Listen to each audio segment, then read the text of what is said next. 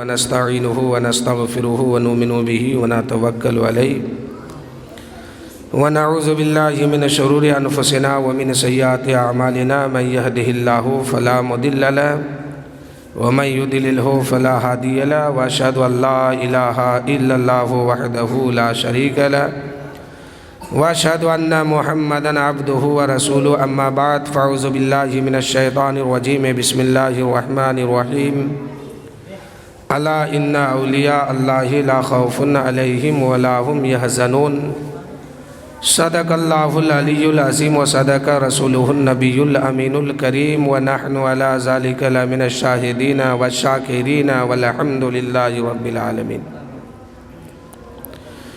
امام عشق محبت اعلیٰ حضرت عظیم البرکت مجدد دین و ملت فاضل بریلوی ارشاد فرماتے ہیں، کیا دبے جس پہ حمایت کا ہو پنجہ تیرا، شیر کو خطرے میں لاتا نہیں کتا تیرا، اور تیری سرکار میں لاتا ہے رضا اس کو شفیع جو میرا غوث ہے اور لاڈلا بیٹا تیرا۔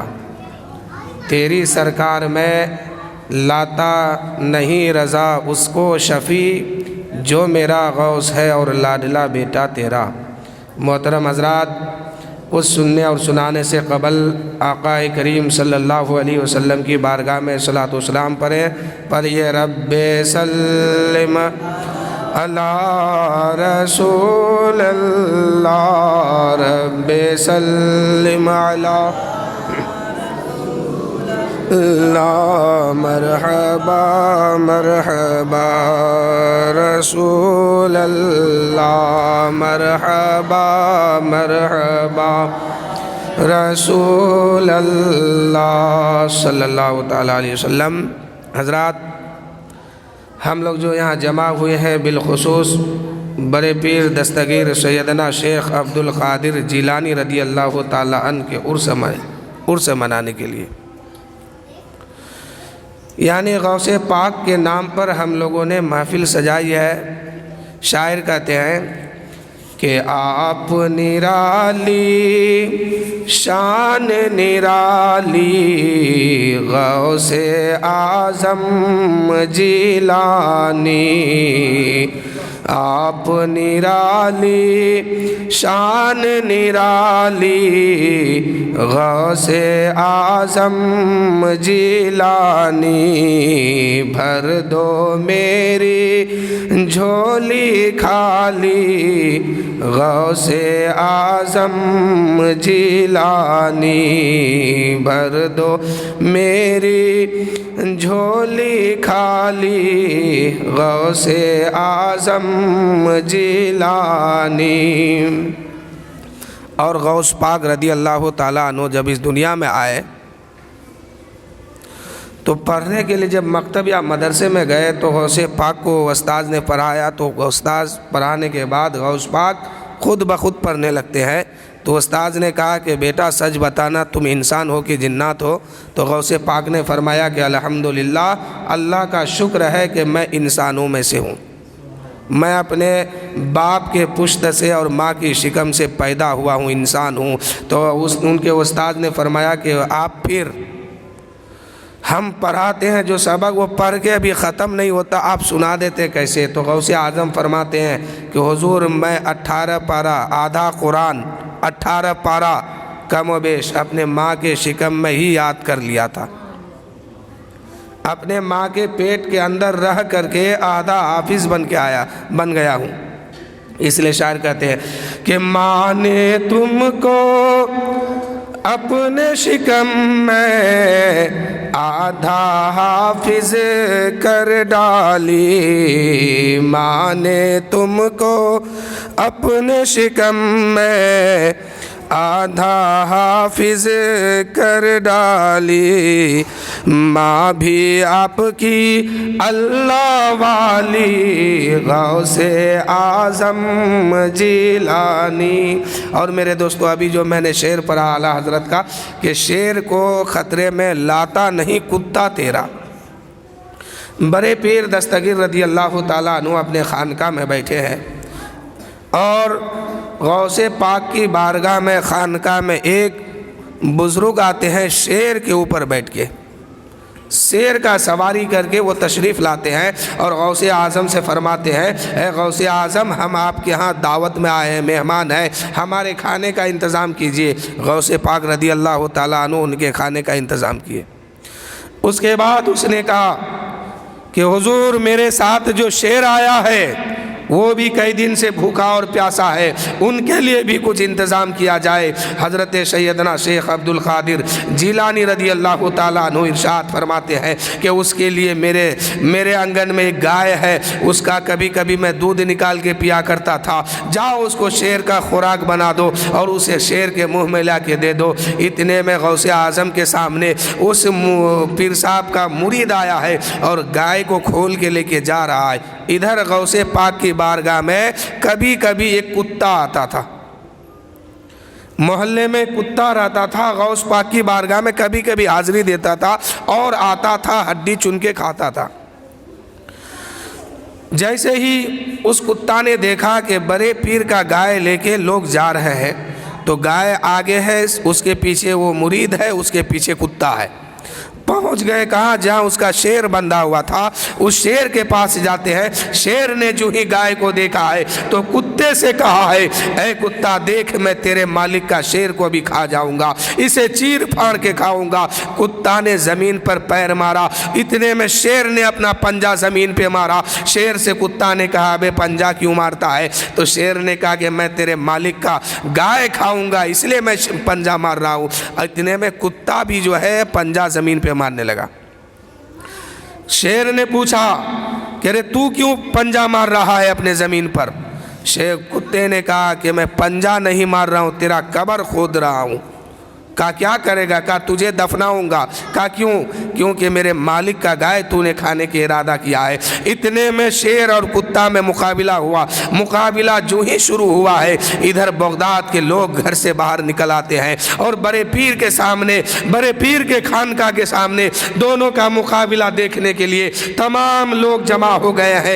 एक तरफ कुत्ता है, एक तरफ वो शेर है, दोनों मुकाबिला कर रहे हैं। अचानक क्या देखते हैं कि शेर के मुंह में, शेर के जबड़ा में कुत्ता ने हाथ रखा, पैर से शेर का जबड़ा पकड़ा है और पकड़ के फाड़ दिया है। शेर शिकस्त खा गया और वहीं दम तोड़ दिया। लोगों ने देखा, हैरत में आ गया कि या अल्लाह, ये क्या हो गया? शेर को कुत्ते ने कत्ल कर दिया है, शेर को कुत्ते ने मारा है। लेकिन मेरे दोस्तों, वह शेर की ताकत नहीं है, शेर की वो कुत्ते की ताकत नहीं है। कुत्ते में कहाँ ताकत जो शेर के साथ मुकाबिला करे? लेकिन गौस की तवज्जो उस कुत्ता पे हो गई है। गौस ने तवज्जो कुत्ता पे फरमाया है, शेर को फाड़ के कुत्ता ने रख दिया है। आज हम गौस का महफिल सजा के बैठे हैं, पीराने पीर का महफिल सजाए हैं।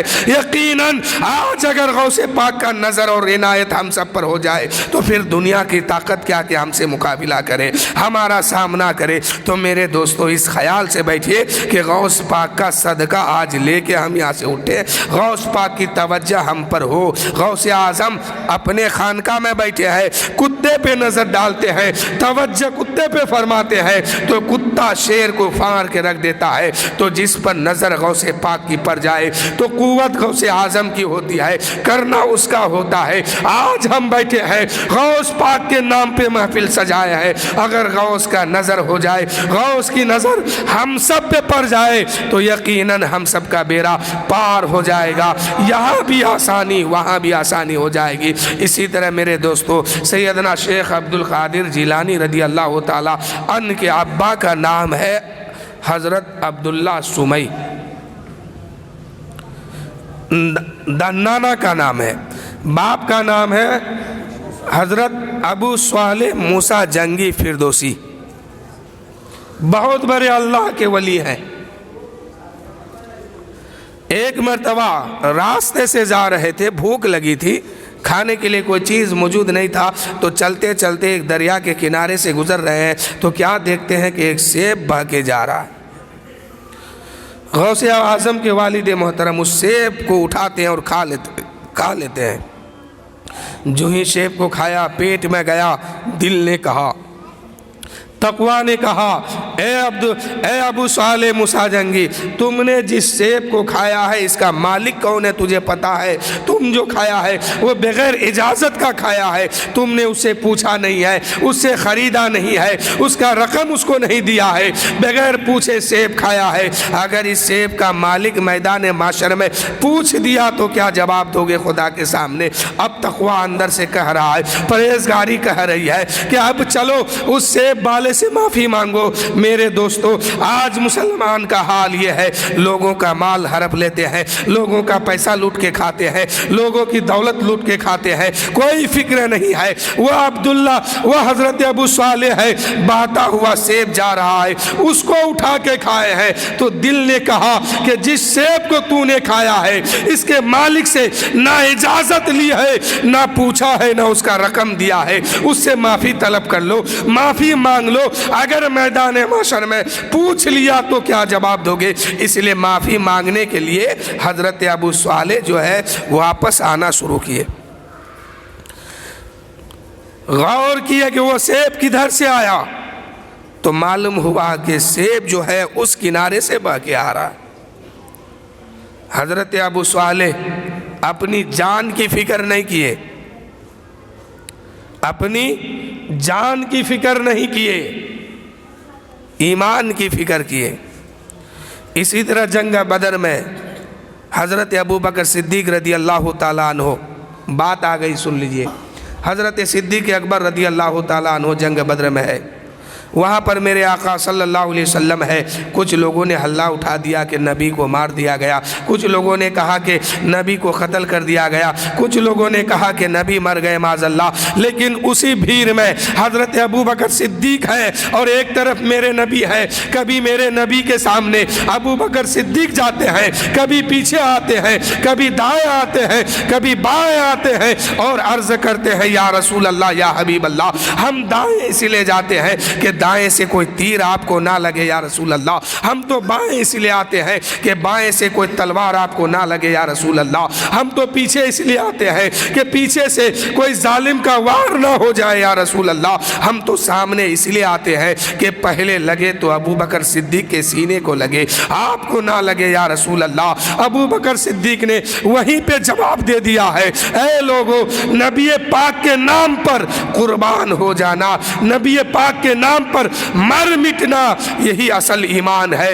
और अबू बकर सिद्दीक़ ने कहा कि लोगों, आज अगर नबी के नाम पे नबी की मोहब्बत में कुर्बान हो गए होते तो यकीनन मेरे मुअज़्ज़ज़ सामिन इकराम हमेशा के लिए बेड़ा पार हो गया होता। अबू बकर सिद्दीक़ कभी दाएं, कभी बाएं, कभी सामने, कभी पीछे और अर्ज़ करते हैं, या रसूल अल्लाह, हम तो दाएं इसलिए आते हैं कोई तीर आपको ना लगे या रसूल अल्लाह, हम तो बाएं इसलिए आते हैं कोई जालिम आपको तलवार से वार ना कर दे या रसूल अल्लाह, हम सामने इसलिए आते हैं कि पहले लगे तो अबू बकर सिद्दीक़ के सीने को लगे, आपको ना लगे या रसूल अल्लाह।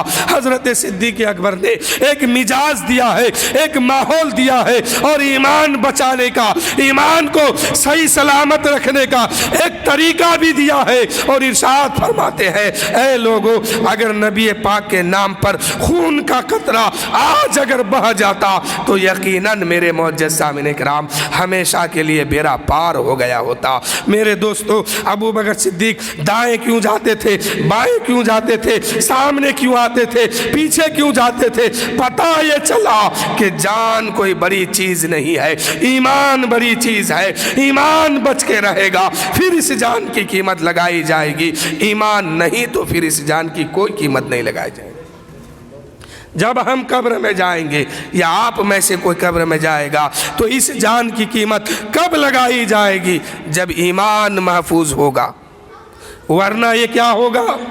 अगर ईमान सलामत नहीं है तो ये जिस्म क्या है? कीड़े मकोड़ों का खुराक है।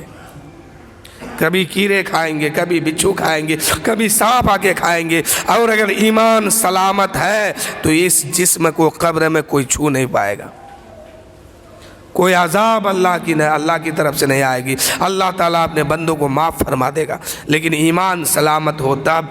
अबू बकर सिद्दीक़ ने कहा कि ऐ लोगों, अगर आज नबी की मोहब्बत में हम कुर्बान हो गए होते تو ایمان کی حفاظت ہو جاتی، ایمان میری بچ جاتی۔ ابو بکر صدیق نے کہا ہم اپنی جان نہیں بچا رہے ہیں، ہم اپنا ایمان بچا رہے ہیں۔ حضرت عبداللہ، حضرت ابو صالح موسیٰ جنگی رحمت اللہ علیہ نے جب سیب کھایا تو دیکھا کہ اس طرف سے بہہ کے آیا ہے، اس کنارے سے آیا ہے۔ حضرت ابو صالح اس دریا میں کود پڑتے ہیں، یہ بھی نہیں دیکھتے ہیں کہ ہم ندی میں اتریں گے، سمندر میں کودیں گے، ڈوب جائیں گے، مر جائیں گے، ختم ہو جائیں گے، نہیں، بلکہ اپنے ایمان کو دیکھتے ہیں کہ ہمیں ایمان بچانا ہے، اور میدان محشر میں اس سیب کے بدلہ مجھ سے پوچھا نہ جائے، اس لیے اس دریا میں کود دیتے ہیں، چھلانگ لگا دیتے ہیں۔ دریا پار کیا اور کنارے ہو کے چلنے لگے، جدھر سے پانی بہہ کے آ رہا ادھر واپس جا رہے ہیں۔ جاتے جاتے کیا دیکھتے ہیں کہ ایک باغیچہ ہے سیب کا، ایک باغیچہ ہے سیب کا۔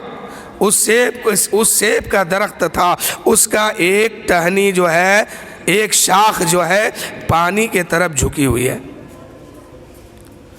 حضرت ابو صالح نے سوچا کہ ہو نہ ہو سیب اسی درخت سے اترا ہے، اسی درخت سے گرا ہے، جو میں نے سیب کھایا ہے۔ اس درخت کے مالک کو وہ تلاش کرنے لگے تو باغیچے میں ایک شخص ملا، ایک نوکر ملا۔ نوکر جب ملا تو اس نے کہا کہ یہ سیب کا مالک کون ہے، اس باغیچے کا مالک کون ہے؟ اس نے کہا کہ یہ باغیچے کا مالک حضرت ابو صالح موسیٰ جنگی ہے۔ کہا کہ ملاقات کہاں ہوگی؟ یہ اس سیب کا مالک اور اس باغیچے کا مالک حضرت عبداللہ سمی ہے۔ حضرت ابو صالح نے فرمایا کہ ملاقات کہاں ہوگی؟ ملاقات کہاں ہوگی؟ اس رکھوالے نے کہا، اس کام کرنے والے شخص نے کہا، جو نوکر تھا اس نے کہا کہ فلاں جگہ وہ رہتے ہیں، وہاں ملاقات ہو جائے گی۔ جب وہاں گئے، جانے کے بعد سلام کرتے ہیں، جواب ملتا ہے، اس کے بعد کہتے ہیں حضور میں نے آپ کے باغیچے کا ایک سیب کھایا ہے، اس کی معافی کے لیے آپ کے پاس میں آیا ہوں۔ حضرت عبداللہ سمی نے سوچا کہ یا اللہ، ایک سیب بہہ کے جا رہا ہے، اس کو کھایا انہوں نے اور معافی کی طلب کے لیے اتنا دور سے چل کے آیا ہے۔ اب اس نے دل میں خیال کیا کہ اس سے اچھا لڑکا، اس سے اچھا جوان مجھے کہیں نہیں ملے گا، اس لیے اس کو آج پکڑ لیا جائے۔ عبداللہ سمی نے فرمایا کہ معاف تو میں کروں گا، لیکن میری ایک شرط ہے، میری ایک شرط ہے۔ حضرت ابو صالح نے فرمایا بول آپ کی شرط کیا ہے، میں ماننے کے لیے تیار ہوں، لیکن آپ بتائیے کہ معاف تو کر دیں گے؟ حضرت ابو صالح موسیٰ جنگی فرماتے ہیں کہ معاف تو کر دیں گے۔ عبداللہ سمی کہتے ہیں کہ ہاں یقیناً میں معاف کر دوں گا، لیکن اس شرط کو مان لو گے تب، اس شرط کو مان لو گے تب۔ حضرت عبداللہ سمی فرماتے ہیں کہ آج میرے گھر میں ایک بیٹی ہے، اس بیٹی سے تم کو شادی کرنا ہے اور تب میں تمہیں معاف کروں گا۔ حضرت ابو صالح نے سوچا کہ یا اللہ، ایک سیب میں نے کھا لیا جو اس کا بیکار ہو کے بہہ کے جا رہا تھا، تو اس کی سزا یہ ہے کہ اس کی بیٹی سے میں شادی کروں۔ لیکن عبداللہ سمی کی خانقاہ میں حضرت ابو صالح نے فرمایا کہ یقیناً آپ معاف کر دیں گے تو میں شادی کرنے کے لیے تیار ہوں، آپ معاف کر دیں گے تو میں شادی کے لیے تیار ہوں۔ حضرت ابو صالح نے حضرت عبداللہ سمی نے فرمایا یقیناً تم شادی کر لو گے تو میں معاف کر دوں گا، لیکن کچھ اور بھی باتیں ہیں، اسے بھی سن لو، کچھ اور بھی باتیں ہیں، اسے بھی سنو۔ حضرت ابو صالح نے فرمایا وہ کیا بات ہے؟ عبداللہ سمی کہتے ہیں کہ جس لڑکی سے تم شادی کرنے والے ہو وہ آنکھ سے اندھی ہے، وہ آنکھ سے اندھی ہے، اسے دکھائی نہیں دیتا ہے۔ حضرت عبداللہ سمی سوچنے لگے کہ اندھی لڑکی سے اگر میں شادی کیا تو زندگی میں دشواری آ جائے گی، میں کیسے زندگی گزاروں گا، شادی کرنا بہت مشکل ہے۔ کچھ دیر کے بعد فرماتے ہیں کہ ہاں میں تیار ہوں، شادی کر لوں گا۔ پھر عبداللہ سمی فرماتے ہیں کہ اب آگے سنو، کان سے بھی بہری ہے۔ حضرت ابو صالح نے سوچا یہ کس پھیر میں پڑ گیا، آج ہم ہوتے، آپ ہوتے، کوئی اور ہوتا، کسی کا دولت اگر لے لیتے، کسی کا روپیہ دھن دولت اپنے پاس رکھتے اور اگر اس سے معافی کروانے جاتے، اگر وہ کچھ بول دیتا تو واپس آتے کہ معاف کرو یا نہ کرو ہم جا رہے ہیں۔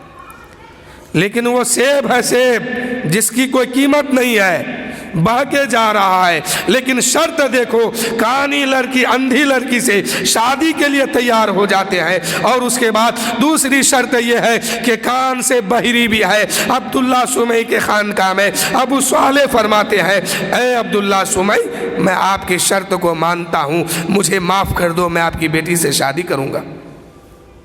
عبداللہ سمی نے فرمایا ابھی نہیں، شرط ابھی باقی ہے، میری بیٹی زبان سے گونگی ہے۔ اب پھیر میں پڑ گئے کہ اب کیا کیا جائے، آنکھ سے اندھی تھی تو کام چل سکتا تھا، کان سے بہری تھی کام چل سکتا تھا، اب تو زبان سے بھی گونگی ہے، اب بولے گی وہ کیسے؟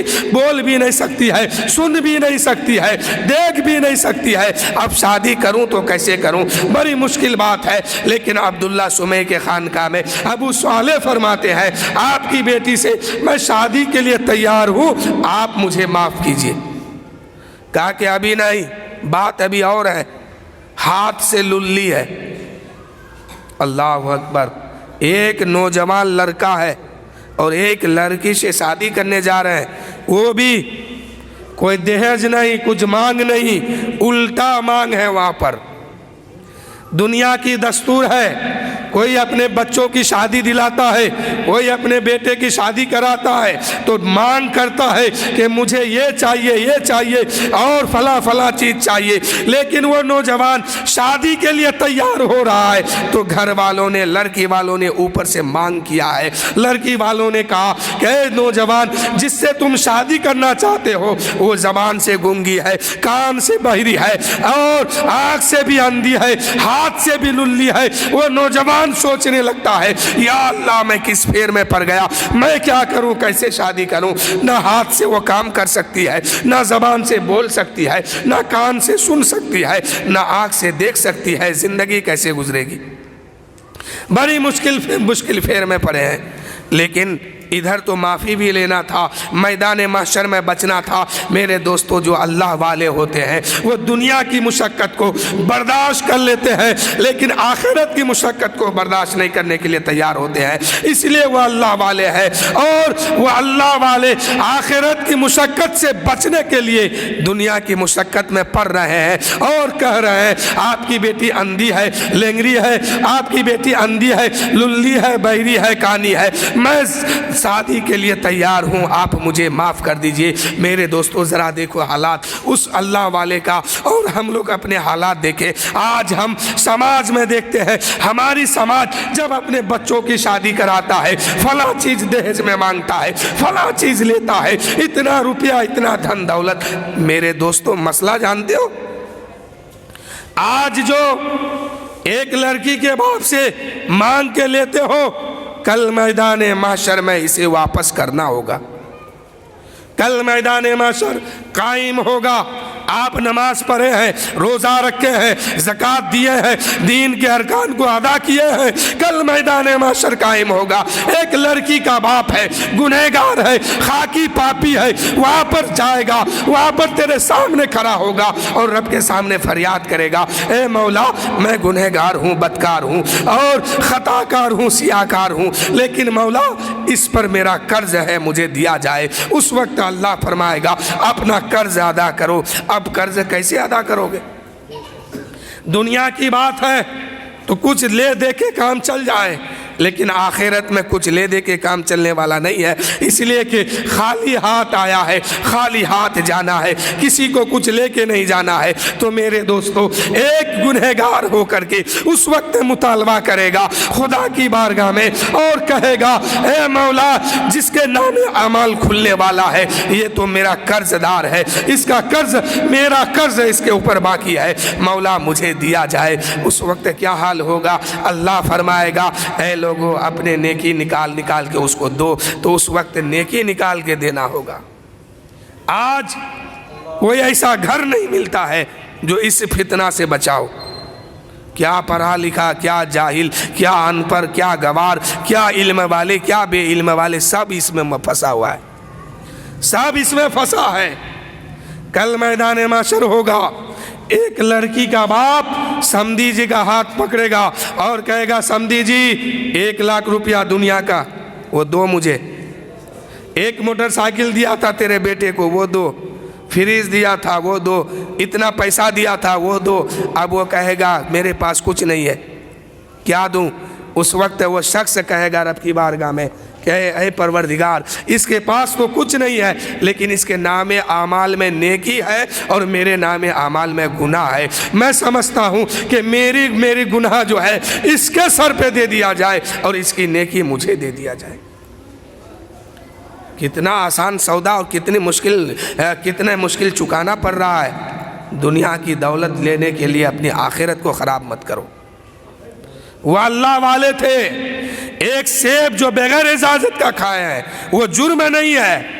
آپ بھی راستے میں جا رہے ہیں، کسی کی کوئی چیز ملے اٹھا لیے، اس کا مالک نہیں ہے، کوئی وہاں پر موجود نہیں ہے، اٹھا لیے، اگر اس کا مالک سامنے آیا واپس کر دیے، نہیں آیا اس کو رکھ لیے، یہ جرم نہیں ہے۔ اسی طرح سے وہ سیب پانی میں بہہ کے جا رہا تھا، فضول سیب تھا، اس کی کوئی قیمت کوئی حیثیت نہیں تھی، لیکن اٹھا کے کھا لیا ہے تو دل نے کہا کہ میدان محشر میں تم سے پوچھا جائے گا کہ بغیر اجازت کا تم نے سیب کھایا ہے، تم کو بغیر اجازت کا سیب کھایا ہے، اس کا بدلہ دینا ہوگا، اس لیے اس دنیا ہی میں اس کا بدلہ چکا دو۔ تو ایک سیب کے بدلے میں ایک لنگڑی لڑکی، ایک اندھی لڑکی، ایک بہری لڑکی، ایک بے زبان لڑکی سے شادی کرنے کے لیے ایک نوجوان تیار ہوتا ہے۔ وہ نوجوان اور کوئی نہیں ہے، وہ عبد القادر جیلانی سیدنا شیخ غوث اعظم رضی اللہ تعالیٰ عنہ کے والد محترم ہے، والد صاحب ہے۔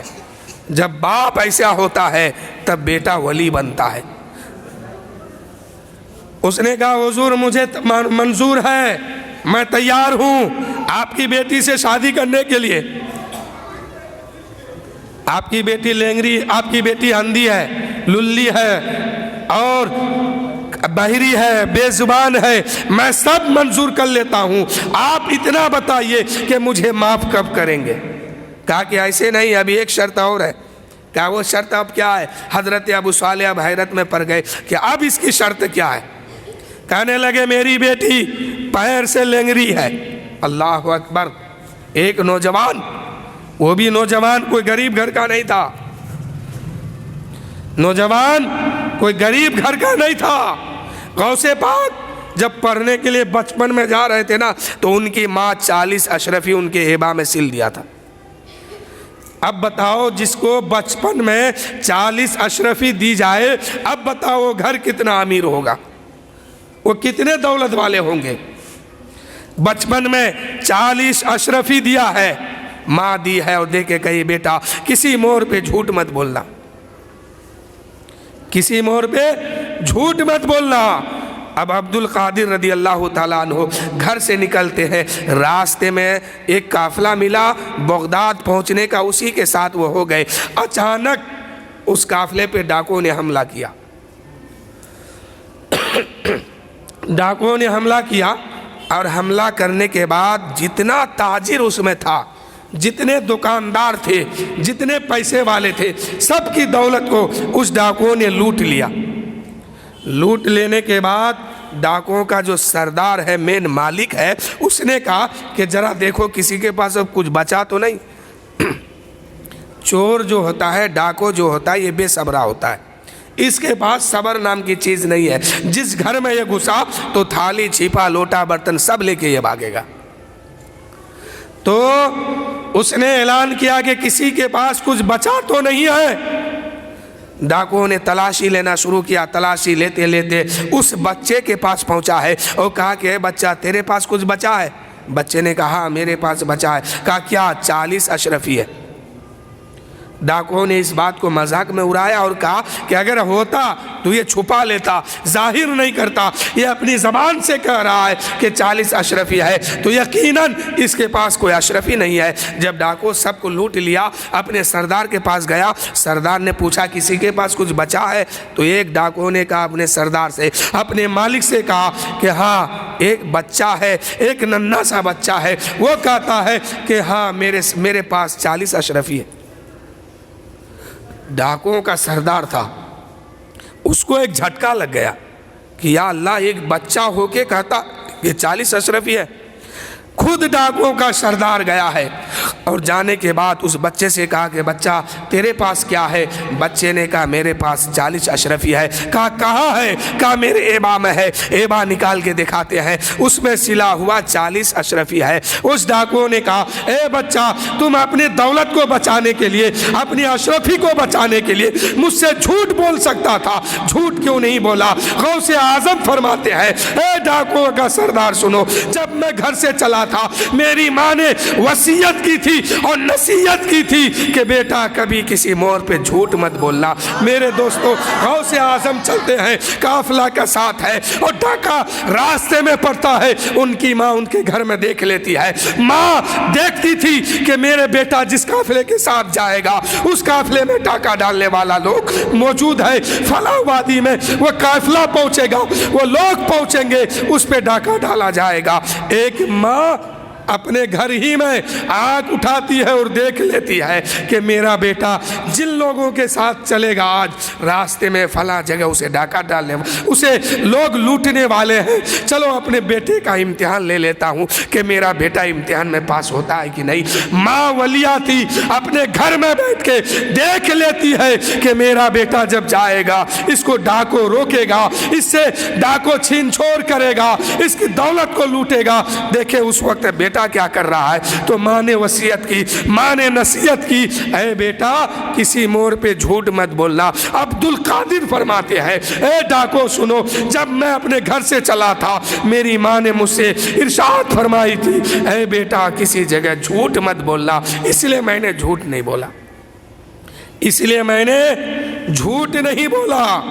میرے دوستو، ڈاکوؤں کا سردار نے دیکھا اور کہا یا اللہ، یہ بچہ ہے اور اتنا سچا ہے کہ ماں سے کیا ہوا وعدہ اس کو یاد ہے، ہم تو تیرا بندہ ہے، ہم کتنا نافرمانی کرتے ہیں، اے مولا آج عبد القادر کو گواہ بنا کر تیری بارگاہ میں توبہ کرتا ہوں، مولا میری توبہ کو قبول فرما۔ جب ڈاکوؤں نے توبہ، سردار نے توبہ کیا ہے تو تمام ساتھیوں نے توبہ کیا ہے، غوث پاک کے ہاتھ میں ہاتھ رکھ کے کلمہ پڑھ کے مسلمان ہوا ہے۔ اب غوث اعظم بچپن کے زمانے میں ابھی پڑھنے جا رہے ہیں، اتنے میں غوث اعظم کے سامنے وہ ڈاکوؤں نے جب توبہ کیا ہے تو غوث اعظم اسے مسلمان بنایا اور ولایت دے کے وہاں سے واپس کیا، علم کا خزانہ دے کے واپس کر رہے ہیں۔ تو میرے دوستو، یہ غوث اعظم کی کرامت ہے۔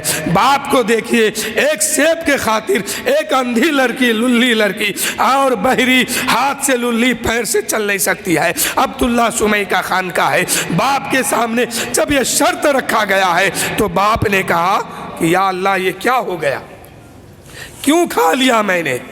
اگر میں سیب کھایا نہ ہوتا تو یقیناً اس مصیبت میں پھنستا نہ۔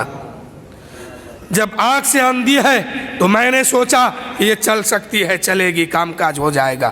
جب کان سے بہری تھی میں سمجھ رہا تھا کہ وہ چل سکتی ہے، وہ اپنا کام کر لے گی، لیکن جب زبان سے گونگی ہے میں نے سوچا کہ کام اشارے پہ ہو جائے گی، لیکن ہاتھ سے للی ہے تو میں نے سوچا کہ اس کا کام میں کر دوں گا، لیکن اب وہ پیر سے بھی للی، پیر سے بھی لنگڑی ہے، اس کو لے کے کون چلے گا؟ اتنی بڑی مصیبت اپنے سر میں لیتا ہوں، اس کو میں کیسے نبھاؤں گا؟ اتنے میں غوث پاک کے ابا حضرت ابو صالح نے فرمایا اے عبداللہ سمی، مجھے آپ کی شرط منظور ہے، آپ مجھے معاف کر دیجئے۔ حضرت غوث اعظم رضی اللہ تعالیٰ عنہ کے والد محترم اس لڑکی سے شادی کر لیتے۔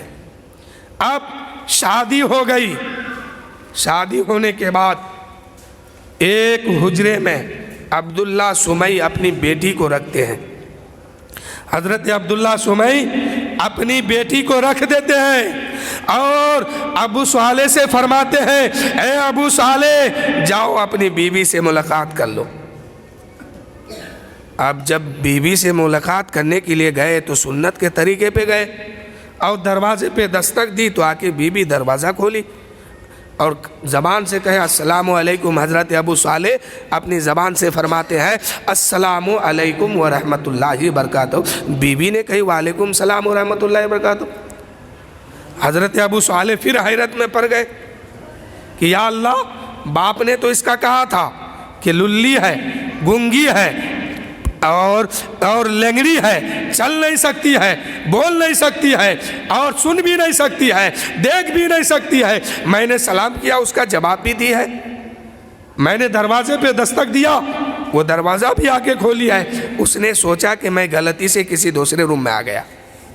پھر عبداللہ سمئی کے دربار میں جاتے ہیں، خانقاہ میں جاتے ہیں، ارشاد فرماتے ہیں اے عبداللہ سمئی، آپ نے تو کہا تھا آپ کی بیٹی چل نہیں سکتی ہے، آپ کی بیٹی بول نہیں سکتی ہے، آپ کی بیٹی سن نہیں سکتی ہے، آپ کی بیٹی دیکھ نہیں سکتی ہے، لیکن میں جس کے پاس گیا ہوں وہ تو چل بھی سکتی ہے، بول بھی سکتی ہے، سن بھی سکتی ہے، دیکھ بھی سکتی ہے، یہ ماجرا کیا ہے؟ عبداللہ سمئی مسکرا دیتے ہیں، ارشاد فرماتے ہیں اے ابو صالح سنو، میں نے جو کہا تھا اصل بات یہ ہے کہ میری بیٹی آج تک کسی غیر محرم کو نہیں دیکھی ہے۔ میری بیٹی کی نظر آج تک کسی غیر محرم کے پاس غیر محرم کے اوپر نہیں پڑی ہے، اس لیے میں نے کہا کہ میری بیٹی اندھی ہے۔ حضرت ابو صالح فرماتے ہیں ٹھیک ہے، پھر آپ نے کیوں کہا کہ میری بیٹی سن بھی نہیں سکتی ہے؟ حضرت عبداللہ سمئی فرماتے ہیں کہ ہاں، میں نے کہا، اس لیے کہا کہ آج تک میری بیٹی کسی کی غیبت اپنے کان سے نہیں سنی ہے، میری بیٹی اب تک کسی فحش کلام کو اپنے کان سے نہیں سنی ہے، اس لیے میں نے کہا ہے کہ میری بیٹی بہری ہے۔ حضرت ابو صالح نے فرمایا پھر آپ نے کیوں کہا کہ آپ کی بیٹی للی ہے؟ حضرت ابو صالح کہتے ہیں کہ آپ نے کیوں کہا کہ میری بیٹی للی ہے؟ حضرت عبداللہ سمئی فرماتے ہیں اے ابو صالح، میں نے اس لیے کہا ہے کہ میری بیٹی کے ہاتھ سے اب تک کسی کو تکلیف نہیں ہوئی ہے، اس لیے میں نے کہا کہ میری بیٹی للی ہے۔ حضرت ابو صالح فرماتے ہیں آپ نے تو کہا ہے کہ میری بیٹی گونگی ہے، میری بیٹی تو گونگی ہے، لیکن میں نے سلام کیا ہے، آپ کی بیٹی جواب دی ہے، پھر یہ گونگی کا مسئلہ کہاں سے آ گیا؟ عبداللہ سمئی فرماتے ہیں اے ابو صالح، میں نے کہا تھا کہ میری بیٹی گونگی ہے، بالکل سچ کہا ہے، آج تک میری بیٹی اپنی زبان سے کوئی فحش کلام نہیں کہی ہے، کسی کو تکلیف نہیں دی ہے۔ میری بیٹی کی زبان جب بھی کھلی ہے تو نعت مصطفیٰ میں کھلی ہے، دین کی بات کرتے ہوئے کھلی ہے، شریعت محمدی پر عمل کر کے میری بیٹی کی زبان کھلی ہے۔ حضرت ابو صالح فرماتے ہیں کہ ٹھیک ہے، آپ کی بیٹی کی زبان اس طرح نہیں کھلی ہے، اس لیے آپ نے کہی کہ گونگی ہے، لیکن پیر سے لنگڑی بہت بڑی بات میں بتانے جا رہا ہوں، غور سے سنیے۔ پیر سے لنگڑی یہ کیا معاملہ ہے؟ ماجرا کیا ہے؟ عبداللہ سمئی اپنے مسند میں بیٹھے ہوئے ہیں، خانقاہ میں بیٹھے ہوئے ہیں، ارشاد فرماتے ہیں اے ابو صالح، میں نے اس لیے کہا ہے کہ میری بیٹی پیر سے چل نہیں سکتی ہے، للی ہے، لنگڑی ہے، اس لیے میں نے کہا ہے کہ آج تک میری بیٹی کا قدم شریعت کے خلاف نہیں اٹھا ہے، میری بیٹی کا قدم شریعت کے خلاف نہیں چلا ہے، اس لیے میں نے کہا ہے کہ میری بیٹی جو ہے آنکھ سے اندھی ہے، کان سے بہری ہے، زبان سے گونگی ہے، ہاتھ سے للی ہے اور پیر سے لنگڑی ہے۔ عبداللہ سمئی فرماتے ہیں کہ میری بیٹی اب تک کسی گھر سے باہر کسی غیر محرم کو نہیں دیکھی ہے اور پیر سے شریعت کے خلاف کبھی چلی نہیں ہے، اس لیے میں نے کہا کہ میری بیٹی لنگڑی ہے۔ میرے دوستو، حضرت عبداللہ سمئی کی بیٹی سے حضرت ابو صالح جو ہے شادی کر لیتے ہیں، شادی ہوتی ہے، شادی کے بعد غوث اعظم رضی اللہ تعالیٰ عنہ اس دنیا میں تشریف لاتے ہیں تو عبداللہ سمی کی بیٹی حضرت ابو صالح کی بیوی اور حضرت ابو صالح جب شادی کیے اور غوث اعظم رضی اللہ تعالیٰ عنہ ماں کے شکم میں آتے ہیں تو ایک معجزہ، ایک کرامت اور دکھاتے ہیں۔ میرے دوستو، میری زبان پر ایک معجزہ کا لفظ آیا ہے تو اسے بھی سنیے۔ ہر ولی کسی نہ کسی نبی کے معجزے کو کرامت کی شکل میں دکھاتے ہیں۔ تو غوث اعظم اپنی ماں کے شکم میں ہے، پیٹ کے اندر ہے۔ ایک دن غوث اعظم رضی اللہ تعالیٰ عنہ کے گھر میں ایک فقیر آیا اور فقیر آنے کے بعد بھیک مانگا۔ جب بھیک مانگنے لگا تو غوث اعظم کے گھر میں اس وقت کوئی مرد نہیں تھا، ایک اکیلی عورت حضرت عبداللہ سمی کی بیٹی تھی اور حضرت ابو صالح کی بیوی حضرت غوث اعظم کی اماں والدہ محترمہ۔ جو ہی اس فقیر نے آیا اور کہا کہ مجھے بھیک دو تو حضرت غوث اعظم کی ماں نے سوچی کہ آج تک تو میرے گھر سے کوئی واپس نہیں گیا ہے اور اس کو بھیک دینے والا کوئی مرد نہیں ہے، اگر یہ واپس چلا گیا تو میرا ریکارڈ ٹوٹ جائے گا، اس لیے میں اس کو بھیک دوں گی، کیسے دوں گی؟ سوچنے لگی تو بات ذہن میں آئی کہ میں پردے کے آڑ سے اس کو بھیک دے دیتا ہوں۔ غوث اعظم کی ماں پردے کے آڑ میں ہے، پردے کی خیال کرتے ہوئے ہاتھ بڑھا کر اس بھکاری کو بھیک دینے کی کوشش کی اور بھکاری نے غوث اعظم کی ماں کے ہاتھ میں ایک سونے کا کنگن دیکھا، اس کی نیت بدل گئی، فطرت بدل گئی اور اس نے سوچا کہ اگر اس کنگن کو میں حاصل کر لیتا ہوں، اس کنگن کو میں لے لیتا ہوں تو میرے بال بچے آرام سے زندگی گزاریں گے، اس لیے اس کو میں حاصل کر لیتا ہوں۔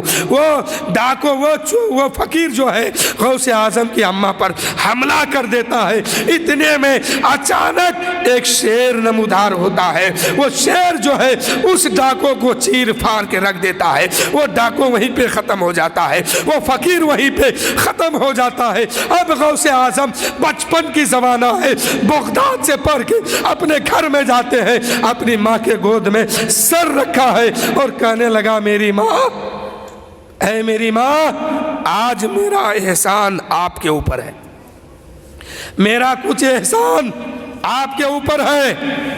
غوث اعظم کی ماں کہنے لگی بیٹا اب تک تو کمایا نہیں، کھلایا نہیں اور میری دیکھ بھال بھی نہیں کیا، اب تک تو میں ہی تمہیں کھلا رہی ہوں، میں تمہیں دیکھ بھال کر رہی ہوں، پھر تیرا احسان مجھ پہ کیسے؟ تو غوث اعظم فرماتے ہیں اے میری ماں، جب میں آپ کے شکم پاک پہ تھا اس وقت آپ کے گھر میں ایک بھکاری آیا تھا بھیک مانگنے کے لیے، آپ کے ہاتھ میں سونے کا کنگن تھا، وہ بھکاری کی فطرت بدل گئی تھی اور آپ سے وہ سونے کا کنگن حاصل کرنا چاہا، حملہ کیا تھا، اس وقت ایک شیر نمودار ہوا، وہ شیر کوئی اور نہیں تھا، وہ میں ہی تھا۔ دیکھو میرے دوستو کرامت، ماں کے پیٹ کے اندر رہ کے، ماں کے شکم میں رہ کے اپنی ماں کی حفاظت کرتے ہیں اور اپنی ماں کی عزت آبرو بچاتے ہیں۔ آج اس وقت غوث اعظم جب اپنی ماں کو چھوڑ کے مدرسہ میں گئے تھے تو ان کی ماں کہنے لگی غوث اعظم رضی اللہ تعالی عنہ، آج ہم میں سے کوئی اپنی ماں کو چھوڑ کے باہر نکلتا ہے تو کہتا بیٹا شیطان ہو گیا۔ کیا کہتے ہیں؟ کیا کہتی ہے ماں؟ کہ بیٹا شیطان ہو گیا۔ کیوں؟ ارے ماں اس کے پاس بھی ہے، ماں ہم سب کے پاس بھی ہے، اگر وہ ماں کو چھوڑ دے تو ماں رضی اللہ تعالیٰ عنہ کہتی ہے، اور ہم ماں کو چھوڑ دے، آپ ماں کو چھوڑ دے تو ماں شیطان کا طاقتی ہے اور کہتی ہے کہ بیٹا نالاک ہو گیا، بیٹا شیطان ہو گیا۔ وجہ کیا ہے میرے دوستو؟ کہیں نہ کہیں کوئی نہ کوئی نقص ضرور ہے ہم سب میں، جس کی وجہ سے ماں دعا نہیں بد دعا دے رہی ہے، اور ہر ماں اپنے بیٹے کو بد دعا دیتی ہے اور کہتی ہے کہ بیٹا شیطان ہو گیا، بیٹا مردود ہو گیا، بیٹا نالائق ہو گیا۔ آخر وجہ کیا ہے؟ غوث اعظم اپنی ماں کو چھوڑتے ہیں، چھوڑ کے کہیں دور چلے جاتے ہیں۔ ماں کہتی ہے غوث اعظم رضی اللہ تعالیٰ عنہ، شہنشاہ ولی کہتے ہیں، شہنشاہ بغداد کہتے ہیں، اپنے بیٹے کو بادشاہ کا لقب دیتے ہیں، اپنے بیٹے کو شہنشاہ کا لقب دیتی ہے۔ اور آج کوئی انسان اپنے بے ماں کو چھوڑ کے، اپنے باپ کو چھوڑ کے دلی چلے جائے، بمبئی چلے جائے، تو ماں گھر میں کہتی ہے کہ بیٹا شیطان ہو گیا، بیٹا نالائق ہو گیا۔ اور اے میری ماں، آپ کا بیٹا نالائق کیوں نہیں ہوگا؟ اے میرے بھائیوں، آپ کا بیٹا آپ کو بڑھاپے میں کبھی نہیں دیکھے گا، کبھی نہیں آپ کا خیال کرے گا۔ کیوں؟ کیونکہ آپ نے نکاح ہی ٹھیک سے نہیں کیا ہے، آپ کے نکاح ہی میں گڑبڑی ہے، جہاں سے شروعات ہے وہیں پہ آپ نے گڑبڑ کیا ہے۔ اگر نکاح سنت مصطفیٰ پر عمل کر کے کوئی انسان نکاح کرتا ہے تو اس کے آل اولاد جو ہے بڑھاپے میں اس ماں باپ کا سہارا بنتا ہے، اور اگر کوئی سنت کا خلاف ہو کر کے نکاح کرتا ہے اس کا آل اولاد بڑھاپے میں شیطان بن جاتا ہے، ماں باپ کی دیکھ بھال نہیں کرتا ہے۔ وجہ کیا ہے؟ آج اللہ نے سب کو بیٹا دیا ہے، وہی بیٹا جب جوان ہوتا ہے شادی کر لیتا ہے، اپنی ماں باپ کو بھول جاتا ہے۔ ارے غوث اعظم نے بھی شادی کی تھی، غریب نواز نے بھی شادی کی تھی، اور اولیاء کرام بزرگان دین نے بھی شادی کی ہے، لیکن اپنی ماں باپ کو کبھی انہوں نے نہیں چھوڑا، اپنے ماں باپ کی دیکھ بھال ہمیشہ کیے ہیں۔ لیکن آپ کا بیٹا، سماج کا بیٹا جب شادی کرتا ہے 2 سال بعد اپنے ماں کو چھوڑ دیتا ہے، اپنی ماں کو الگ کر دیتا ہے، اپنے ماں کا خرچہ تک بند کر دیتا ہے، اپنے باپ کو گھر سے نکال دیتا ہے۔ وجہ کیا ہے؟ اس پہ غور کیا؟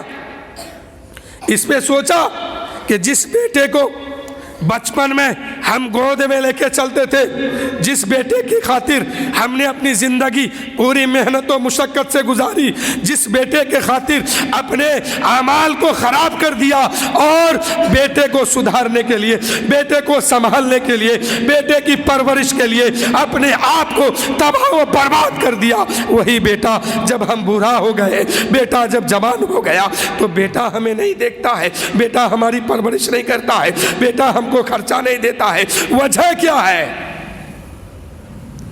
ہونا تو یہ چاہیے تھا کہ جس بیٹے کو آپ نے مشقت سے پالتے ہو، اللہ نے اگر کسی کو بیٹا دیا ہے، وہ بیٹا اگر بیمار پڑ جائے، باپ روتا ہے، ماں روتی ہے، سماج روتی ہے، کیوں کہ میرا بیٹا ہے، ایک لوتا بیٹا ہے، میرے خون کا ٹکڑا ہے، میرے خون ہے، میرے نور نظر ہے، دل کا سرور، دل کا سکون ہے۔ لیکن وہی سرور، وہی خون، وہی کلیجے کا ٹکڑا جب جوان ہوتا ہے تو ماں باپ کو گھر سے نکال دیتا ہے، ماں باپ کی پرورش نہیں کرتا ہے، ماں باپ کو دیکھ بھال نہیں کرتا ہے۔ وجہ کیا ہے؟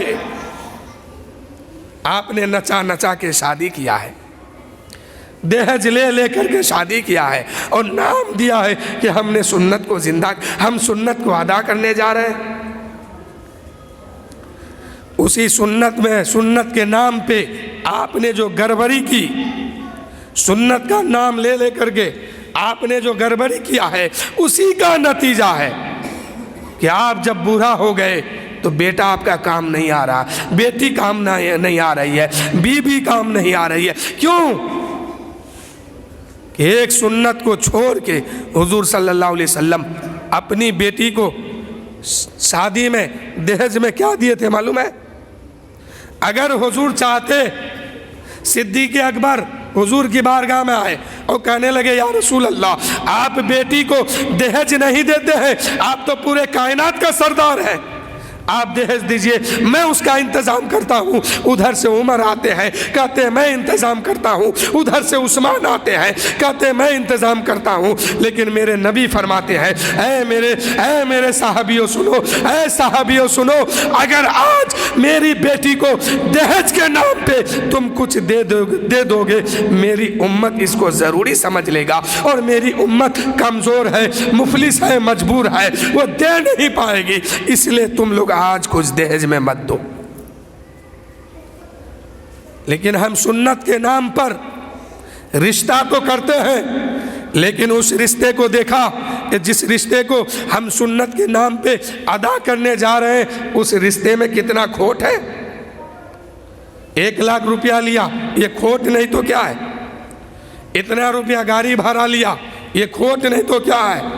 और यही 1 लाख रुपया जो आपने लिया है ये आपको बुढ़ापे में सता रहा है और कह रहा है कि बूढ़ा बुढ़िया इतना पैसे में से जिंदगी गुजारा कर लो, अब इससे आगे नहीं मिलेगा। आज माएँ अपने घर में सिसक सिसक के रो रही है, बाप अपने घर में छुप छुप के रोता है। क्यों? कि बेटा नहीं देखता है। बुढ़ापे के आलम में बाप है, बुढ़ापे के आलम में बाप है, बाप कमा नहीं सकता है, मजबूर हो गया है। अब जिसमें में ताकत नहीं है, बाप मजबूर हो गया है, काम नहीं कर सकता है, बाप मजबूर है। लेकिन बेटा कमा रहा है, बेटा अच्छा अच्छा खा रहा है, लेकिन बाप को नहीं देखता है, माँ को नहीं देखता है। वजह क्या है? कि आपने सुन्नत के नाम पे गड़बड़ कर दिया है। इसलिए मेरे दोस्तों, सुन्नत को अदा करो तो सुन्नत मुस्तफ़ा समझ के अदा करो और नबी की सुन्नत समझ के अदा करो। अगर नबी की सुन्नत समझ के अदा करोगे, यकीनन मेरे दोस्तों सब कुछ तो हो सकता है, बुढ़ापे में तकलीफ नहीं होगी, बुढ़ापे में घर से निकाले नहीं जाओगे। आज मैं देखता हूँ समाज में पूरा बुरा बाप हो गया है, चल नहीं सकता है, बैठ नहीं सकता है और बीमारी में मुब्तला हो गया है। लेकिन बेटा करोड़पति है, बेटा लाखपति है, लेकिन एक लुकमा खाना उस बूढ़ा को सही सलामत से नहीं मिलता है। क्यों नहीं मिलता है? इस पर गौर कीजिए। गड़बड़ कहाँ है उसको देखिए। नचा नचा के शादी कर रहे हो, मांग मांग के शादी किया है और कह रहा कि हमको बुढ़ापे में सुकून मिले, कभी नहीं मिल सकती, हरगिज़ नहीं। मैं दावे के साथ कह सकता हूँ। और अल्लाह करे जिसने मांग मांग के शादी किया है, दहेज के नाम पे, रुपया के नाम पे या और किसी रकम के नाम पे अपने बच्चों की शादी किया है, अल्लाह उसे तबाह और बर्बाद कर दे बुढ़ापे में। और होना भी चाहिए। आज मुसलमान तबाह हो गया है, मुसलमान के पास सुकून नहीं है, चैन नहीं है, हर कौम इसको दबा रही है, हर तरफ से फितना उठता है। आज मुसलमान आज अपने आप को बर्बाद किया है, अपने आप को तबाह कर दिया है। अगर एक इंसान नमाज पढ़ता है तो नमाज 5 वक्त का पढ़ता है, लेकिन बेटे का रिश्ता लगता है तो छुप के वादा करता है, किसी से कहनामा इतना रुपया दो, हम तेरी बेटी से शादी कर लेंगे। अल्लाह अकबर। कुछ लोग तो ये कहता है कि हम नहीं लिए, मेरा माँ बाप लिया है, हम नहीं लिए, मेरा माँ बाप लिया है। कल मैदान माशर कायम होगा, उस बेटे को भी और उस माँ बाप को भी जहन्नम में ढकेला जाएगा। कल बचने के लिए आज इस ऐब से बच जाओ, आज इस बुढ़ापे से बच जाओ। अब्दुल्ला सुमई के खानका में अबू स्वाले जाते हैं। क्यों जाते हैं? एक अंधी लड़की, कानी बहरी लुल्ली और लेंगड़ी लड़की से शादी के लिए तैयार होते हैं। क्यों तैयार होते हैं? कि कल मैदान माशर में हम बच जाएंगे, हमसे नहीं पूछा जाएगा कि मेरे बगीचे का सेब खाया है तुमने। आज हम दुकानदार से माल लेते हैं, खाने की चीज़ लेते हैं, महीनों महीना गुजर जाता है, महीनों महीना सालों साल गुजर गया, हम उसका रकम अदा नहीं करते हैं। बहुत से लोग होंगे हजारों हजार लाखों लाख कर्ज लेकर के उसको अदा नहीं करते हैं और मर जाते हैं। अब जब मर गया, जनाजा की नमाज पढ़ने के लिए लोग आया है और सामने जनाजा रखा है, एक बेटा खड़ा होता है और कहता है कि मेरे बाप के साथ किसी का अगर कोई कारोबार है तो माफ़ कर दीजिए, मेरा बाप मर गया है। बताओ वो माफ़ करेगा? कल मैदान माशर में कोई किसी का नहीं होगा, ना माँ बेटी की होगी ना बाप बेटे का होगा। एक एक जर्रे का हिसाब लिया जाएगा, इंसान को एक एक जर्रे का हिसाब देना है मेरे दोस्तों। इसलिए शादी करो। अगर बुढ़ापे में सुकून चाहते हो, अमन चाहते हो तो दहेज मत लो, हराम शाय में हराम शाय को कबूल मत करो, हराम शाय को फेंक दो और अपने बच्चों की शादी उस घर में करो जिस घर में हराम रिस्क ना मिलता हो, जिस घर में हराम की दौलत इकट्ठा ना हो, हलाल रिस्क मिले। और शादी करो तो उस घर में बच्चों की करो कि हम जिस घर में शादी करते हैं देखने में वो जन्नती कहलाता है कि नहीं। نمازی ہے کہ نہیں، دیندار ہے کہ نہیں۔ میرے دوستو یہ دنیا کچھ نہیں ہے، دنیا فانی ہے، چند دن کی یہ دنیا ہے، یہ شان و شوکت سب دنیا میں رہ جائے گا۔ خالی ہاتھ آئے ہیں، خالی ہاتھ جانا ہے۔ تو میرے دوستو وقت بہت ہو گیا، انشاءاللہ پھر کبھی موقع ملا تو اسی متعلق میں بات کروں گا۔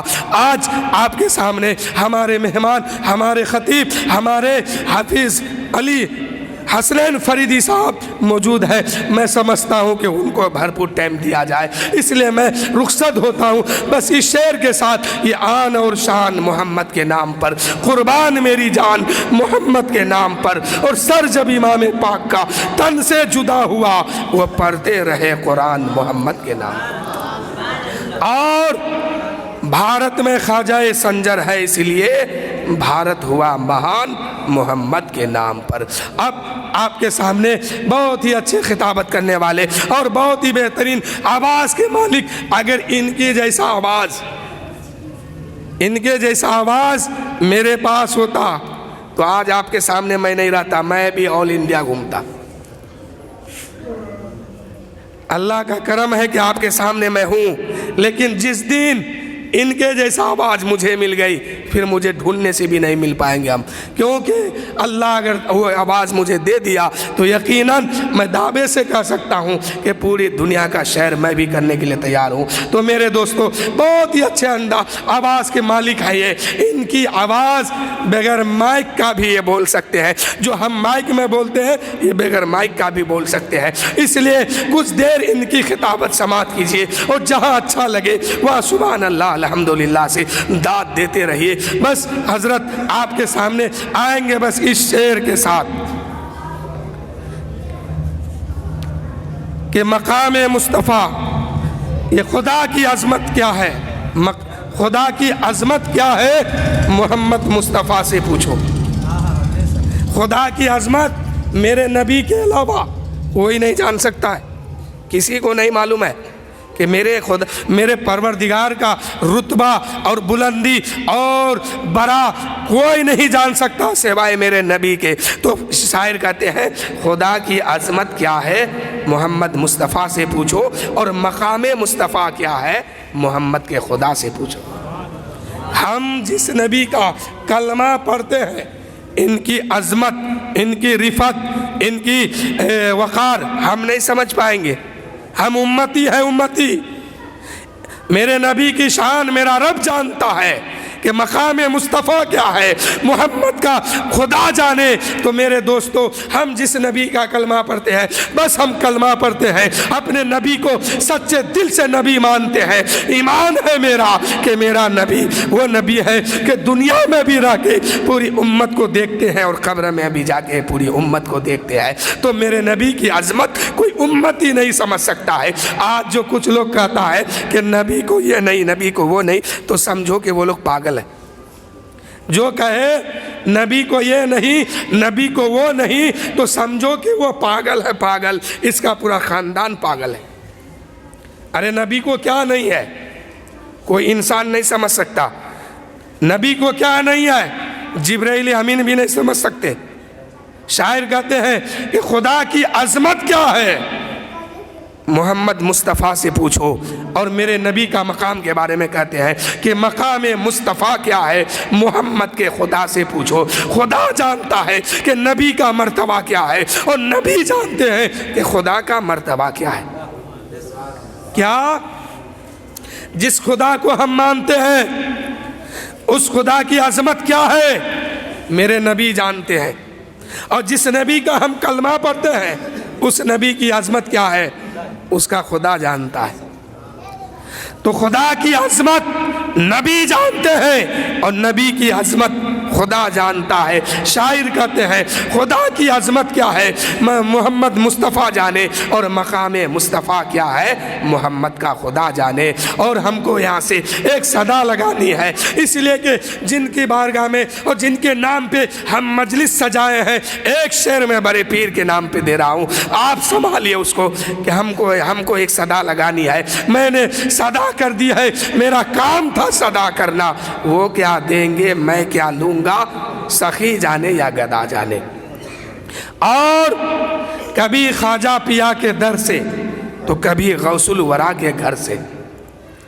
ہم کو جو فیض ملا ہے، آپ کو جو مل رہا ہے، تو کبھی خواجہ سنجر کے در سے تو کبھی غوث پاک کے گھر سے۔ شاعر کہتے ہیں کہ کبھی خواجہ پیا کے در سے تو کبھی غوث الورا کے گھر سے، ہو ہی جائے گا کام اپنا کبھی ادھر سے کبھی ادھر سے، ہو ہی جائے گا کبھی کام اپنا کبھی ادھر سے کبھی ادھر سے۔ اور ایک شعر سنیے کہ کام تو اتنا کر گزرنا، کام تو اتنا کر گزرنا، نبی کا وفادار ہو کے مرنا۔ آج جو جنازہ کی نماز آپ لوگ یا ہم لوگ پڑھنے جاتے ہیں تو کیا سوچتے ہیں؟ یار ہم کس کی جنازہ پڑھتے ہیں؟ یہ تو دنیا میں سب کو گالی دیتا تھا، یہ تو دنیا میں ناچا کرتا تھا، آج اس کے لیے ہم دعا کرنے کے لیے آئے۔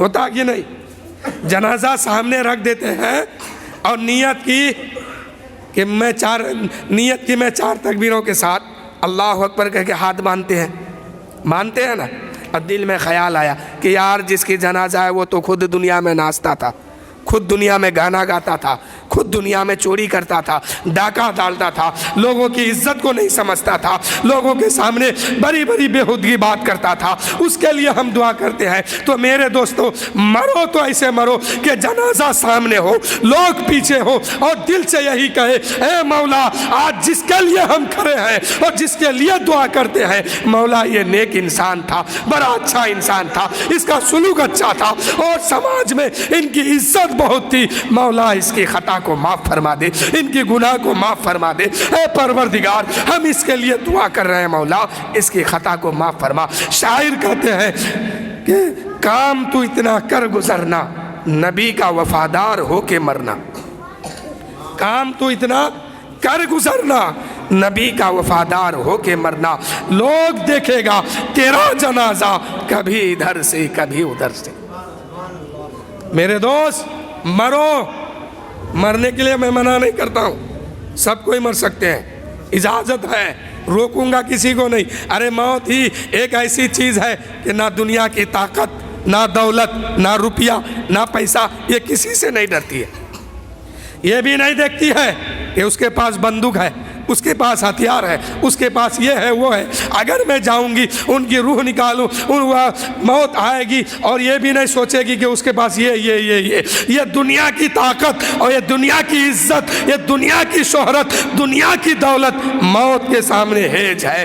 موت کسی کو دیکھ کے یہ نہیں سوچتی ہے یہ عزت والا ہے، یہ روپیہ والا ہے، یہ پیسہ والا ہے، یہ دھن والا ہے، یہ بندوق والا ہے، اس کے پاس نہیں جاؤں گی، نہیں۔ موت کو جب آنا ہوگا وہ کچھ نہیں دیکھے گی، آ جائے گی اور روح لے کے جائے گی۔